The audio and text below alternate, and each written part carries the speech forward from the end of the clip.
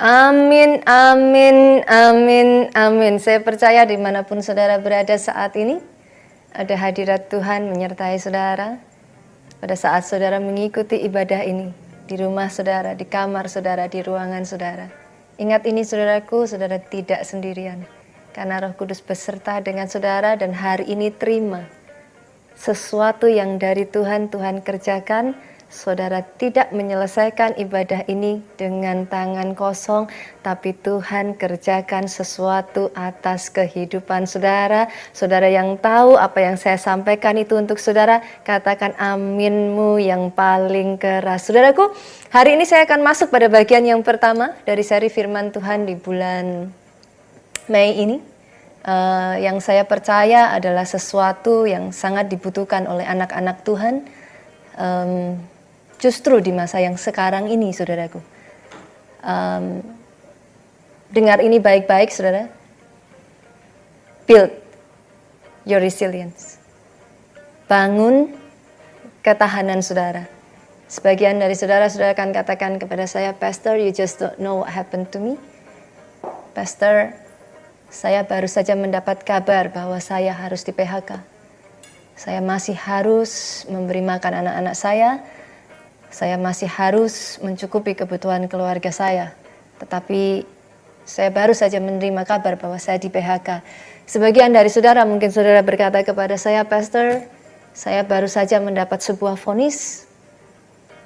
Saya termasuk ada di dalam status PDP. Saudaraku, dengar ini baik-baik. The more, lebih lagi kau harus membangun ketahananmu. Build your resilience. Izinkan sepanjang 1 bulan ini firman Tuhan akan mendampingi saudara. Sepanjang 1 bulan ini adalah satu masa yang saya percaya Tuhan mempersiapkan saudara untuk membangun ketahanan saudara, menempa saudara. Sehingga ini yang ingin Tuhan katakan buat setiap pribadi lepas pribadi di tempat ini, saudara akan menyelesaikan 2020 ini tidak dalam keadaan terpuruk. Saudaraku, dengar baik, 2020 ini, this is still the year of God's glory. Ini tahun kemuliaan Tuhan.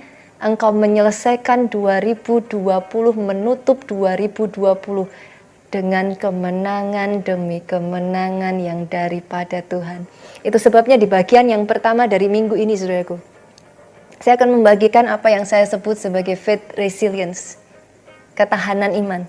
Tapi sebelum saya masuk pada firman Tuhan ini tentang faith resilience, izinkan saya mengajak saudara. Mungkin sebagian saudara mempertanyakan kepada saya, Pastor, dari tadi Pastor ngomong tentang resilience. Sebenarnya resilience ini apa? Karena sebenarnya saudaraku, dari awal mula saya mempelajari tentang faith resilience ini pun, resilience adalah kata yang mungkin awam, saudaraku. It's not a common word gitu. Ini bukan satu kata yang kita terbiasa dengan kata-kata ini. Apa sih sesungguhnya resilience ini, saudaraku? Resilience sesungguhnya adalah satu kata yang kita ambil, saudaraku. Ini berbicara tentang gaya pegas, saudara. Banyak di antara kita mengerti apa itu pegas. Sebagian kita di Jawa menyebutnya pir, saudaraku. Saudara yang pernah pergi ataupun ke hotel ataupun saudara pernah, mungkin saudaraku, tidur di kasur spring bed. Nah, saya masih ingat, saudaraku, satu pengalaman yang unik. Bapak ibu di rumah, saudara yang punya anak, kalau saudara pergi ke hotel, saudara tahu apa yang saya maksudkan. Kalau saudara pergi ke satu hotel yang mewah, saudaraku, di mana kasurnya spring bed, saudara, saya yakin saudara-saudara yang punya anak-anak masih kecil, saya tanya kepada saudara, kira-kira saudara, menurut saudara, anak-anak saudara masuk ke kamar hotel langsung cari kamar mandinya, anak saudara masuk ke kamar hotel cari meja kerjanya, atau anak saudara sama seperti anak saya, nggak peduli kiri dan kanan, saudara, masuk kamar hotel langsung cari spring bednya, lompat-lompat begitu rupa, saudaraku, di atas kasur. Tapi dengar baik ini, saudara, yang membedakan spring bed yang di dalamnya terbuat dari pegas yang berkualitas, tidak peduli dia diregang seperti apa, tidak peduli dia ditekan seperti apa. Ini saudaraku, Pegas punya kemampuan untuk kembali dalam keadaan semula tanpa merusak sedikit pun. Di masa-masa yang seperti ini, saudaraku, ini adalah masa-masa yang menentukan seperti apa kualitas ketahanan saudara. Definisi, kalau kita belajar, saudara, apa sih resilience itu, Pastor? Definisi dari resilient, kalau saya boleh katakan, saudaraku, kemampuan untuk kita merespon dengan sehat tantangan ataupun sebuah masalah yang besar di dalam kehidupan kita. Pastor, bahasa yang lebih mudahnya, sesederhana ini, saudaraku, kemampuan untuk bertahan di masa sukar. Karena sama-sama barang, saudara, punya ketahanan, daya tahan yang beda-beda. Satu ketika, saudaraku, bertahun-tahun yang lalu, kami satu keluarga, kami punya kesempatan untuk pergi ke Cina, saudara. Kebayanglah, saudaraku, ibu-ibu yang sama seperti saya, hobi shopping, saudaraku. Kebayang nggak, saudaraku, pergi ke Cina buat kita semua ibu-ibu adalah heaven. Waktu bertahun-tahun yang lalu, saudaraku, bukan sekarang ya, saudara. Waktu itu harga itu masih sangat murah sekali di sana, saudara. Lihat kiri, lihat kanan, aduh, saya itu kayak berasa harus kayak pakai kacamata kuda gitu, saudaraku. Karena begitu mudah terganggu, saudara. Lihat ke kanan, lihat ke kiri, semua barang-barang menarik, saudara. Satu ketika saya pergi ke satu tempat, saudaraku, dan saya melihat satu barang dijual, jam tangan, dengan merek branded, saudara. Harganya murah sekali, saudaraku. Yang namanya ibu-ibu gimana sih, Pak? Nggak bisa enggak, saudaraku, saya borong, saudara. Pada saat dipakai, saudaraku, semuanya kelihatan baik. Dari permukaan, tidak ada perbedaannya. Boleh saya katakan ini, saudaraku, dengar baik-baik. Dari permukaan, tidak ada perbedaannya. Sampai saudara tunggu, kami pulang ke Indonesia, saya pakai jam tangannya. Tidak butuh waktu lama, saudaraku. Bahkan nggak ada 1 minggu, dengan sangat cepat jam tangannya sudah nggak bisa dipakai lagi. Ini yang membedakan antara barang KW dengan barang ori. Dimanapun saudara saat ini sedang mengikuti, saudaraku, ibadah hari ini, biar sedikit terasa seperti di ibadah, saudara. Saudara yang sedang mengikuti bersama dengan suami atau bersama dengan istri, senggol sedikit, saudaraku. Katakan kepada suami atau istri saudara, "Pah, kamu ori atau KW?" Amin, saudaraku. Saudara mengerti apa yang saya maksudkan? Karena sama-sama barangnya, daya tahannya bisa berbeda. Nggak bisa ditipu, saudaraku. Itu sebabnya, saudaraku, bukan hanya barang. Izinkan hari ini saya mengatakan kepada setiap saudara, pribadi lepas pribadi di tempat ini. Justru di masa yang seperti ini adalah waktu untuk kita menantang diri kita sendiri dan bertanya kepada diri kita sendiri. Kamu ori atau kamu KW? Hari ini saya ingin mengajak saudara untuk belajar dari para leluhur iman kita, saudaraku. Orang-orang yang sudah melalui masa-masa yang jauh lebih sukar dari yang kita lalui saat ini, saudara. Tapi saya harus mengatakan kepada setiap saudara, orang-orang ini berkemenangan di akhirnya. Nama-nama seperti, kita akan belajar dari satu rasul ini, saudaraku, Rasul Paulus. Kita buka Alkitab kita di dalam 2 Korintus. 2 Korintus pasalnya yang ke-6, ayatnya yang ke-4. By the way, saudaraku, ketika saya membaca firman Tuhan, bolehkah saya minta saudara, ketika saudara bersama-sama, saudaraku, jangan hanya nonton online streaming, saudara. Saya kalau di rumah, saudara, selama sekian waktu ini, saya beribadah sendiri, saudaraku. Selalu bagi saya pribadi ada satu waktu saya mengasingkan diri saya, saudara, untuk beribadah. Di kamar saya ada satu kloset kecil, saudara. Biasanya saya akan masuk ke kamar saya akan jadi orang paling gila, saudara. Pada saat Pastor Jonathan, pada saat Pastor Obaja membacakan ayat firman, saya nggak mau cuma nonton. Saya bersama-sama dengan mereka, saya akan baca ayatnya sekeras-keras mungkin, saudaraku. Setiap ayat yang saya tahu itu untuk saya akan aminkan keras-keras. Salah satu hal yang paling saya kangeni, saudara, ketika saya menyampaikan firman Tuhan seperti ini adalah sesungguhnya saya kangen lihat ekspresi saudara. Tapi saat ini saya ada di studio, saya tidak bisa melihat itu semua, tapi yang jelas saya tahu, saudaraku, pada saat saya mengatakan ini kepada saudara, saya membacakan ayat ini kepada saudara, saya tahu dimanapun saudara berada, saudara akan baca bersama dengan saya. Sama seperti saya katakan amin, saudara amin yang jauh lebih keras daripada saya, saudaraku. Saya percaya hari ini firman Tuhan berbicara buat setiap dari saudara. 2 Korintus pasalnya yang ke-6, kita akan baca ayatnya yang ke-4, saudara. Apa kata Rasul Paulus? Sebaliknya, dalam segala hal, saudara. Rasul Paulus mengatakan dalam segala hal. Pak, maafkan saya Pak, tapi izinkan saya katakan ini. Apakah PHK masuk di dalamnya? Rasul Paulus berkata dalam segala hal. Bu, maaf. Tapi apakah termasuk uang bulanan yang sudah semakin menipis itu masuk di dalam sini? Dalam segala hal. Di sini Rasul Paulus berkata, saudaraku, apakah itu termasuk ketika saudara harus ada di ruang isolasi, saudaraku? Tanpa ada satu orang pun yang mendampingi saudara. Kalau itu yang sedang saudara alami, dengar baik apa yang dipesankan Rasul Paulus dalam segala hal. Kami menunjukkan bahwa kami adalah pelayan Allah. Dengar, saudara di tempat ini, ternyata ketika saya membaca ayat ini, saya ditemplak Tuhan, saudara. Saya kayak orang ditampar. Ternyata yang namanya pelayan Tuhan, itu tidak ditentukan ketika saudara memakai setelan jas bergengsi, saudaraku. Saudara pakai jas hitam, saudara pakai hem putih, saudara pakai dasi, no.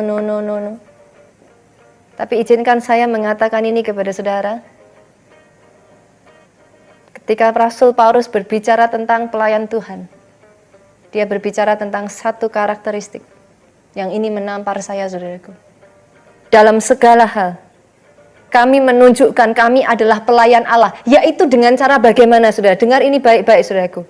Yaitu dalam menahan dengan penuh kesabaran. Menahan dengan penuh kesabaran. Ternyata, saudaraku, tidak peduli apa posisi saudara, pelayan Tuhan bukan hanya sekedar jabatan. Engkau adalah orang-orang yang disebut sebagai pelayan Tuhan kalau di dalam semua masa ini, keadaan yang engkau hadapi ini, engkau menahan dengan kesabaran, saudaraku. Menahan dengan kesabaran apa? Penderitaan. Kita masih bersyukur, saudaraku, apa yang Rasul Paulus alami pada saat itu jauh lebih, kita nggak ada apa-apanya. Mereka pada saat itu ada di dalam satu kondisi di mana mereka itu ada di bawah aniaya, saudara. Tapi kalau hari-hari ini, saudaraku, saudara juga mengalami yang namanya penderitaan. Mungkin saudara mengalami kesesakan. Atau ayat ini juga mengatakan kesukaran, saudaraku. Tapi izinkan saya katakan ini. Dengan bangga, Tuhan menyebut engkau pelayan-pelayannya. Pelayan-pelayan Tuhan ketika apa, saudaraku? Dalam semua kesukaran ini, engkau tetap bertahan sampai pada kesudahannya. Saya percaya setiap pribadi lepas pribadi di tempat ini senggol kiri kanannya, saudaraku, dan katakan, aku bukan KW. Aku bukan pelayan Tuhan abal-abal. Aku bukan pelayan Tuhan KW. Kita di sini, saudaraku, justru melalui masa-masa ini diizinkan Tuhan, diberi satu kesempatan. Kita ini pelayan-pelayan Tuhan ori. Kita dimampukan untuk menahan dengan kesabaran. Pendahulu-pendahulu kita, saudara.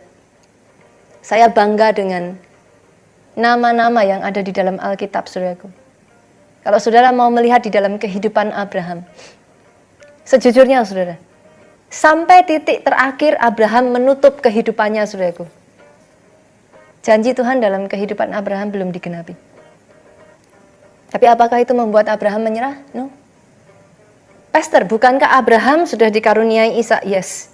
Tapi masih ingatkah saudara bahwa janji Tuhan dalam kehidupan Abraham sesungguhnya keturunanmu banyaknya seperti bintang di langit, pasir di lautan. Sampai titik Abraham menutup matanya, dia belum bisa melihat janji itu. Tapi dengar ini saudaraku, Alkitab mencatat, sekalipun Abraham tidak melihat semuanya itu, dia tetap percaya. Dan hal itu diperhitungkan sebagai kebenaran di dalam kehidupan saudara. Adakah orang-orang di tempat ini saudaraku, sekalipun di dalam semua yang saudara alami ini, saudara tidak bisa melihat janji Tuhan. Sangat susah bagi saudara untuk melihat penggenapan janji Tuhan.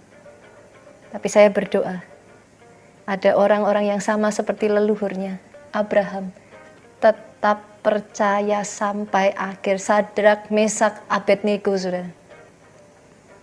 Keadaannya jauh lebih parah daripada kita saat ini. Dia ada di dalam pembuangan, saudaraku. Dia kehilangan segalanya. Tapi ini yang Sadrak, Mesak, Abednego katakan. Kami percaya Allah kami sanggup menolong. Kami percaya. Tapi kalaupun dalam keadaan kami ini, Allah kami memutuskan untuk tidak menolong kami. Dengar ini saudaraku. Leluhurmu pernah berkata, kami tidak akan pernah meninggalkan Allah yang satu ini.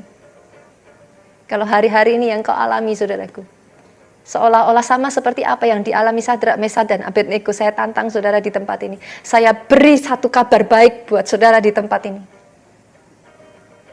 DNA orang kuat, DNA keteguhan yang sama yang dimiliki oleh pendahulu-pendahulu saudara mengalir di dalam darah saudara. Itu sebabnya saudaraku, bolehkah saya katakan ini? Jangan permalukan pendahulu kita. Saya dibesarkan dari satu keluarga saudaraku yang sangat memegang nama baik. Orang tua saya selalu mengatakan seperti ini, jaga nama baik. Apa yang sudah diturunkan dari leluhur. Tahukah saudara, hari ini saya ingin mengatakan kepada setiap saudara, leluhurmu punya DNA pejuang. DNA yang sama mengalir di darah saudara. Apapun yang saat ini kau hadapi, seberat apapun, Tuhan tidak meminta terlalu banyak saudara. Dia hanya minta satu ini, bertahan. Bertahan. Sejak dari hari ini, kata putus asa dicoret dari kamu saudara. Sejak dari hari ini, tidak ada lagi kata menyerah di dalam kamus saudara. Di saat dimana saudara hampir menyerah, di saat dimana saudara merasa saudara tidak bisa lagi berjalan dengan baik, ini saya ingin katakan kepada setiap saudara, bertahan sedikit lagi. Kalau saudara sudah bisa bertahan sampai sejauh ini, saya tahu saudara bisa bertahan sedikit lagi. Tahukah saudara, di dalam masa-masa seperti ini saudaraku, itu sebabnya saya mengatakan fondasi yang pertama yang akan saya bangun, faith resilience. Ketahanan iman akan menentukan hasil akhir saudara. Saya ingin mengajak saudara belajar dari dua orang raja saudaraku, perbandingan dari dua orang raja. Kedua-duanya sama-sama dipilih Tuhan. Kedua-duanya sama-sama hebat, saudaraku. Orang-orang yang luar biasa. Tapi sayangnya, saudara, dua-duanya memulai sama-sama dengan baik. Tapi akhirnya sangat berbeda, saudaraku. Saul dan Daud.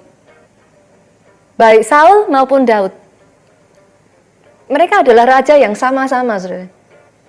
Pernah mengalami masa di mana mereka ada di dalam keadaan terdesak.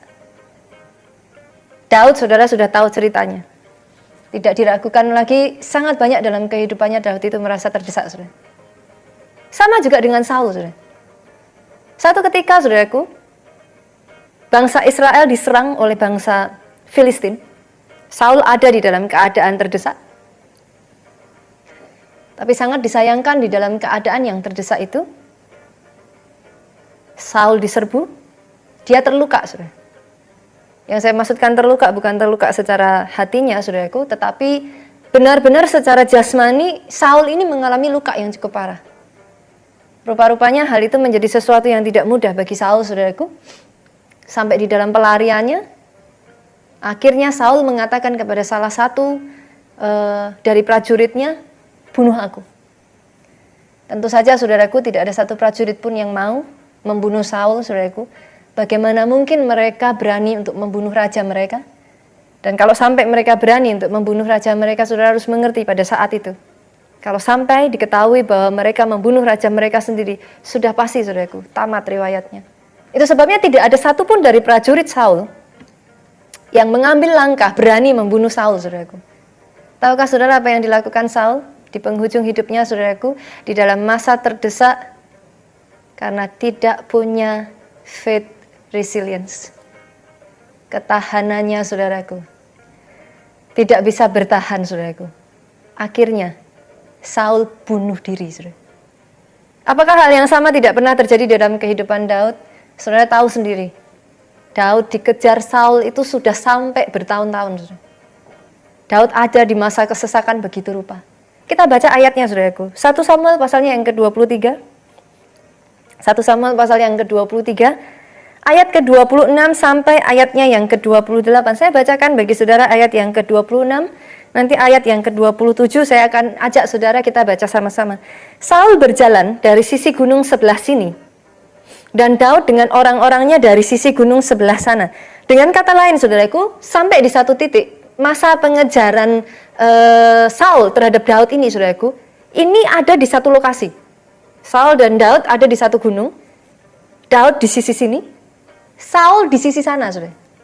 Bahkan Alkitab sudah mengatakan Daud cepat-cepat mengelakkan Saul, tetapi Saul dengan orang-orangnya sudah hampir mengepung Daud serta orang-orangnya untuk menangkap mereka. Ini keadaan ibaratnya, saudaraku, sudah genting.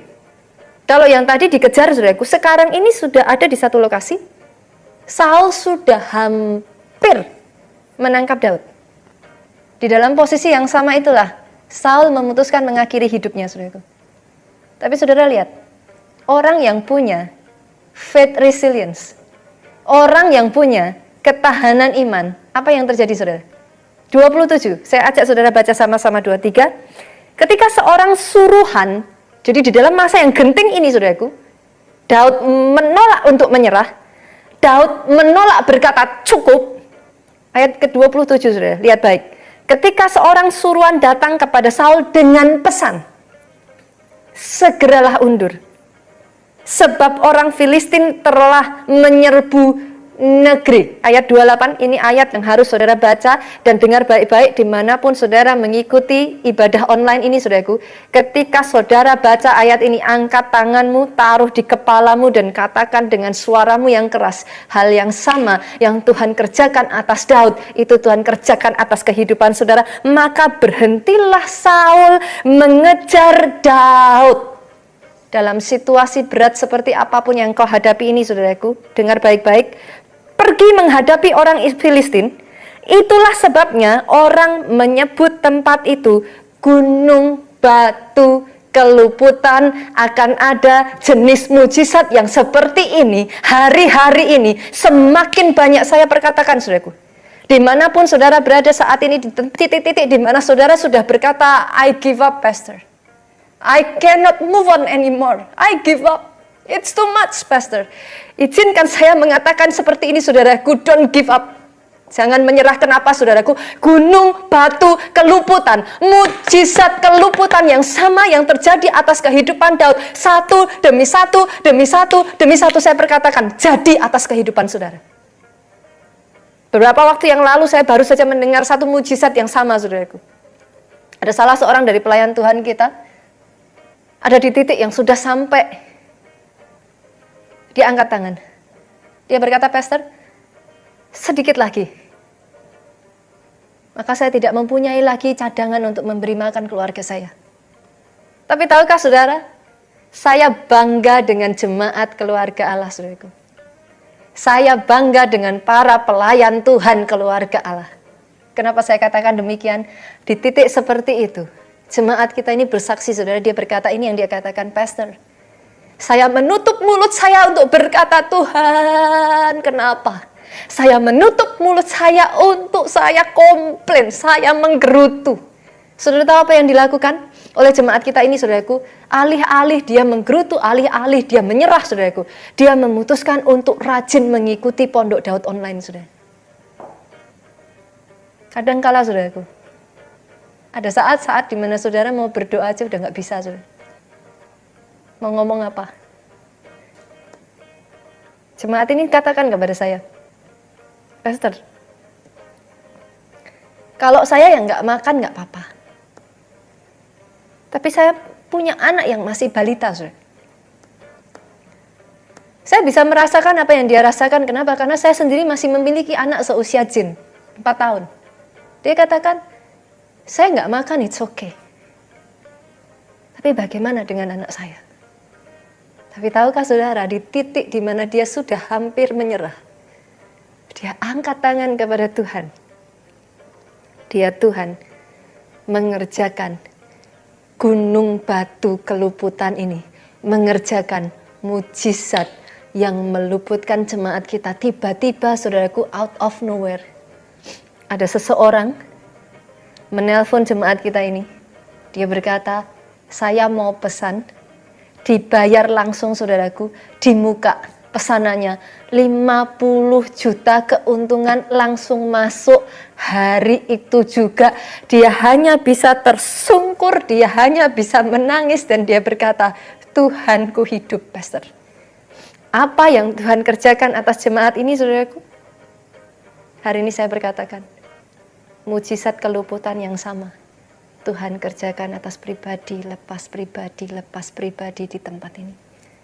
Itu sebabnya hari ini saya ingin mengatakan kepada saudara, bangun ketahanan iman saudara. Ini saatnya tidak bisa tidak.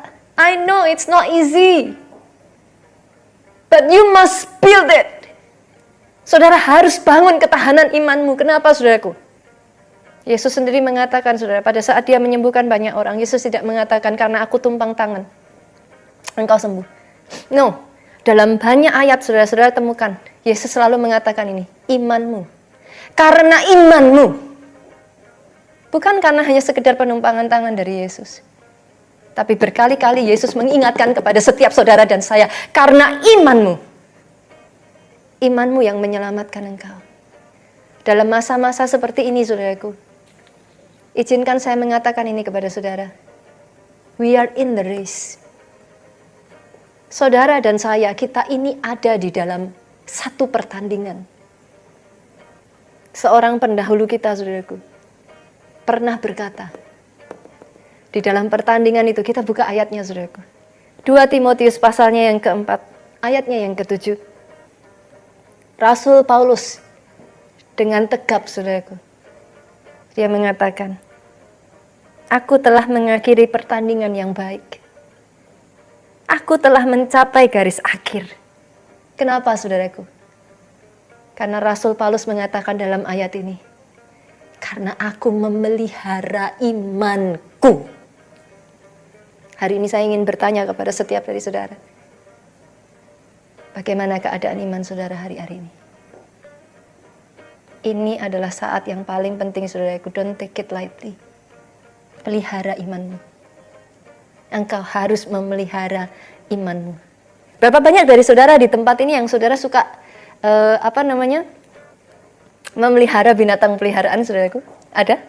Gak apa-apa, saudara. Sekalipun di rumah, saudaraku, boleh katakan kepada suamimu, anakmu, yang namanya angkat tangan, yang namanya tepuk tangan, yang namanya bilang amin, haleluya, mau di rumah, mau di kos, mau di apartemen, tidak dosa. Aminnya boleh yang paling keras. Bagaimana hari-hari ini engkau memelihara iman saudara akan sangat menentukan. Sama-sama kita punya binatang peliharaan aja lah, saudara. Kebetulan saya lahir dari keluarga yang saudara, keluarga besar saya, dari keluarga saya itu sangat suka binatang, saudara. Saya menikah dengan suami yang hobinya gadget gitu, saudara. Hobinya teknologi gitu. Jadi setelah saya menikah, saya tidak terlalu banyak memelihara binatang, saudaraku. Tapi sedikit-sedikit lah, saudara. Binatang kecil-kecil saya selundupkan gitu, saudara, di rumah saya, saudara. Tapi saya lahir dari keluarga yang sangat suka binatang, saudaraku. Sama-sama pelihara anjing. Anjing yang dirawat sama nggak dirawat pasti beda. Di tengah situasi seperti ini, imanmu dirawat atau imanmu nggak dirawat, pasti beda. Pastor, kalau seperti itu, bagaimana saya bisa merawat iman saya? Nggak ada cara lain, saudara. Iman timbul dari pendengaran. Pendengaran akan firman Kristus. Firman yang diurapi. Itu sebabnya di masa-masa seperti ini ya saudaraku, maafkan saya, tapi saya harus katakan ini. Saya tahu ada sebagian dari saudara-saudara berkata kepada saya, Pastor, untuk hidup saja saya nggak gampang. Apalagi untuk saya kuota. Habis besar, Pastor. Kalau saya harus streaming, habis besar, Pastor. Kalau saya harus mengikuti ini dan itu. Dengar baik, saudaraku. Iman timbul dari pendengaran. Pendengaran akan bukan sembarang firman. Nggak bisa sembarang firman. Kenapa saya mengatakan jangan hanya nonton? Saya nggak mau cuma nonton, saudara. Kenapa setiap kali saya beribadah, saudara, saya tutup pintu, saudara. Saya jadi kayak orang gila. Terserah, orang mau bilang saya apa, terserah. Saya tutup pintu, saudaraku. Bila perlu saat WL memuji Tuhan, saya ikut nari-nari di kloset saya, saudara. Saat mengikuti firman Tuhan diberitakan seperti ini, saya jadi orang pertama yang teriak paling keras. Setiap kali Pastor Jonathan, Pastor Obaja membacakan firman Tuhan, oh saya nggak peduli, saudaraku. Mau orang kira saya gila atau apa, saya baca keras-keras. Kenapa, saudaraku? Iman timbul dari pendengaran, bukan hanya sekedar pendengaran nonton streaming online. No, pendengaran firman yang diurapi.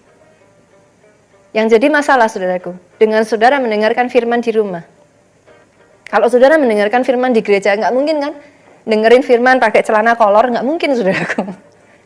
Ketika saudara mendengarkan firman di gereja, nggak mungkin kan? Dengerin firman sambil makan popcorn, saudaraku makan kerupuk, nggak mungkin.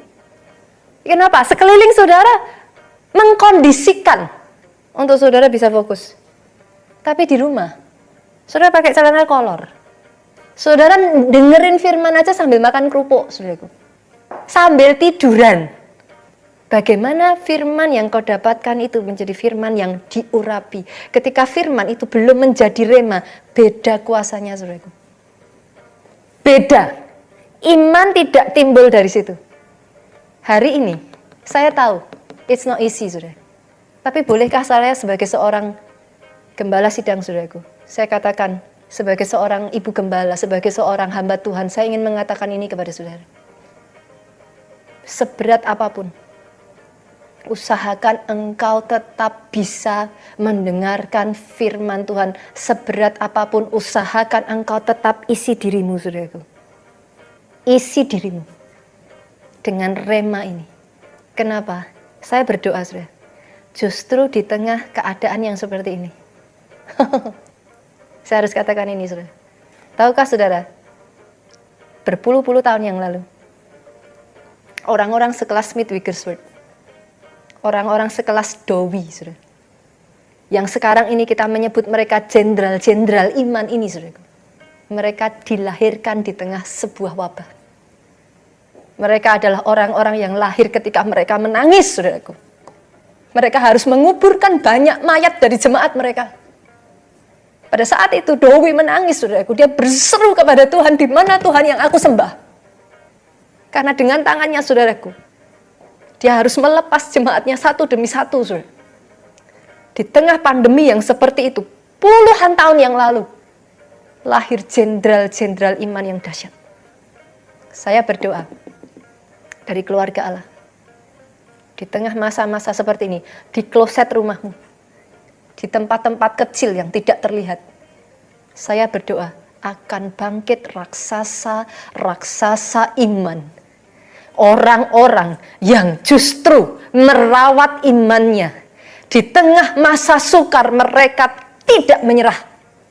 Di tengah masa sukar, sama seperti Rasul Paulus, mereka berkata, Pastor, kami akan bertahan. Kami akan menanggung penderitaan, kesukaran, kesesakan seperti apapun dengan kesabaran. Saya percaya, saudaraku, tetap sampai detik hari ini saya percaya, dari semuanya ini akan lahir raksasa-raksasa iman. Justru dibutuhkan keadaan yang seperti ini, saudaraku, keadaan yang ekstrim untuk berkat yang ekstrim. Anugerah yang ekstrim, anointing yang ekstrim, itu Tuhan kerjakan. Saya akan tutup dengan satu kisah tentang pendahulu kita, saudara. Seorang yang mendapat janji, seorang yang boleh saya katakan bahwa hidupnya itu penuh dengan impian.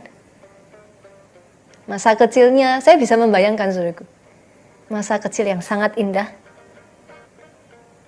mendapat kasih sayang dari baik mama, ibu maupun dari ayahnya, saudaraku, Yusuf, saudara. Tapi tahukah saudara, ada satu waktu di dalam kehidupan Yusuf, dia menerima satu janji. Saya tidak tahu janji apa yang Tuhan berikan di dalam hidup saudara. Yusuf menerima satu janji yang bahkan sampai diolok-olok oleh saudaranya, saudaraku, ditegur oleh orang tuanya. Kenapa? Karena dia mendapat satu mimpi di mana matahari, bulan, bintang sujud menyembah dia. Janji yang tidak masuk akal, janji yang terlihat mustahil. Apakah itu juga yang orang-orang katakan kepada saudara saat ini? Gak mungkin. Gerejamu ngawur. Apa tahun kemuliaan Tuhan? Gak ada tahun kemuliaan Tuhan. Bukankah Yesaya 60 sudah berkata, saudaraku, kegelapan menutup bumi, kekelaman menutupi bangsa-bangsa. Tapi dengar, saudaraku, di tengah kegelapan dan kekelaman, saya tahu ada raksasa-raksasa iman ini yang gak salah fokus. Mereka berhasil melihat melampaui semua masalah. Mereka orang-orang yang punya ketahanan yang kuat dalam kehidupannya. Imannya tidak goyah. Sama seperti Yusuf, saudara. Janjinya besar. Tapi ternyata, saudara, lockdown itu bukan hanya terjadi zaman sekarang. Yusuf juga mengalami lockdown. Dia justru dibuang di sumur. Sepanjang malam, saudaraku, saudara bisa bayangkan di usia seperti Yusuf yang masih sangat muda. Dia dibuang di sebuah sumur tua, saudaraku. Tidak ada seorang pun bersama dengan dia. Bukan hanya itu saja. Lockdown yang kita alami nggak ada apa-apanya dibanding lockdownnya Yusuf, saudara. Kenapa saya katakan demikian? Lockdownnya Yusuf bukan hanya sekedar saudara tidak boleh kemana-mana. Lockdownnya Yusuf, hak kebebasannya diambil total, saudara. Seorang anak yang saya bisa bayangkan seperti anak saya Jin, saudaraku. Yusuf pada saat itu tuh anak bungsu, saudara. Dia menari-nari, bahkan ketika diberikan jubah yang maha indah oleh ayahnya, saudaraku, dia menari-nari di depan kakaknya, dia pamerkan itu kepada kakaknya. Seorang seperti itu, saudaraku, direnggut kebebasannya, dijual oleh kakak-kakaknya sendiri sebagai seorang budak. Saudara bisa bayangkan. Dan ingat ini, saudara. Saudara hari ini masih bersyukur, kita masih ada yang namanya teknologi. Kita masih bisa mengikuti ibadah seperti ini di rumah-rumah dengan cara streaming online, saudaraku. Pada saat Yusuf, saudaraku, gimana? Nggak ada yang namanya YouTube, saudaraku. Bahkan dia harus dipenjara. Tapi orang yang imannya, ketahanan imannya kuat, saudara. Di tengah masa yang sukar itu, Yusuf mengembangkan otot-ototnya. Satu demi satu otot-ototnya berkembang. Hari ini, saudaraku, lihat, melalui masa-masa ini, akan muncul Yusuf-Yusuf yang di tengah kesukaran ini, Tuhan angkat. Yang tadinya narapidana, yang tadinya budak, yang tadinya orang yang dibuang, Tuhan angkat menjadi penguasa Mesir. Saya akan tutup ini, saudaraku. Dimanapun saudara berada, saya akan ajak saudara masuk di dalam hadirat Tuhan. Ini adalah satu waktu, saudaraku. Tangkap firman ini. Biar firman ini berbicara di dalam kehidupan saudara. Jangan hanya sekedar mendengarkan firman ini. Tapi ingat apa yang Yesus katakan. Imanmu menyelamatkan engkau. 1 Yohanes 5 ayat yang keempat, saudaraku. Minggu lalu kita baca. Saya bersyukur, saudara, di tengah keadaan yang seperti ini. Saya masih punya Yesus. Ini yang membedakan saudara dari orang yang ada di dunia, orang yang ada di luar sana. Engkau punya Yesus. Kenapa, saudaraku? Karena engkau lahir dari Allah. Orang yang lahir dari Allah mengalahkan dunia. Dan apa yang mengalahkan dunia, saudara? Imanmu. Bangkitkan iman. Bangkitkan imanmu, saudaraku. Jangan berdiam diri. Dimanapun saudara saat ini, angkat suaramu, saudaraku. Irapasyanata karalalama yasyete kerete karalalaba yapasyete karalalabo. Eramasyete karalalaba yapasyeta karalalaba yapasiki. Engkau yang saat ini bahkan sempat engkau mau menyerah. Engkau yang sempat sudah mau angkat tangan, saudaraku, saat ini shake it off. Goncangkan, saudaraku, tinggalkan, lepaskan. Katakan, Tuhan, sejak dari hari ini, katakan bersama dengan saya, saudaraku, tidak ada kata menyerah di dalam kamusku. Sejak dari hari ini, engkau bukan orang yang kalah. Engkau ditentukan menjadi orang, engkau ditentukan menjadi pemenang, bahkan lebih dari pemenang kalau itu engkau, saudaraku. Angkat suaramu. Iramasyete karalalabaya pasyete karalalabaya pasyikinereteka. Bangun imanmu, jemaat Tuhan. Imasyete kararararararararararararara kasyete kanarabo. Yesus Tuhan. Yesus Tuhan, engkau lihat satu persatu pribadi lepas pribadi di tempat ini. Engkau dengar, Tuhan, seruan mereka. Engkau dengar, Tuhan. Bahkan teriakan minta mereka tolong dari mereka. Kau lihat setiap tangan yang terangkat, saudara, dengar baik. Saya ajak setiap dari saudara saat ini, dimanapun engkau berada, angkat kedua tanganmu. Saya akan berdoa buat saudara saat ini. Dalam kehidupan saudara, saya berkatakan, atas hidupmu dengar baik, saudaraku. Mujizat keluputan. Mujizat keluputan. Di tengah-tengah masa di mana kau sudah hampir menyerah, ada gunung batu keluputan bekerja di dalam kehidupanmu. Ya, sekarang, saudaraku. Di dalam keluargamu, di dalam bisnismu, di dalam setiap aspek di dalam kehidupanmu, ada gunung batu keluputan. Dia ikut campur, dia tidak meninggalkan engkau seorang diri. Hamba berdoa, Tuhan, dimanapun anak-anakmu ini berada, Tuhan, kasih-Mu menyertai mereka. Kuasa-Mu menyertai mereka sepanjang bulan Mei ini. Firman-Mu. Engkau tidak seorang diri, saudaraku. Engkau tidak sendirian. Firman ini akan berbicara, mendampingi engkau, bersama dengan engkau, memastikan engkau menyelesaikan 2020 ini berkemenangan. Di dalam satu namamu, Yesus Tuhan yang kami sembah, kita bersama katakan, Amin. Tuhan Yesus memberkati saudara.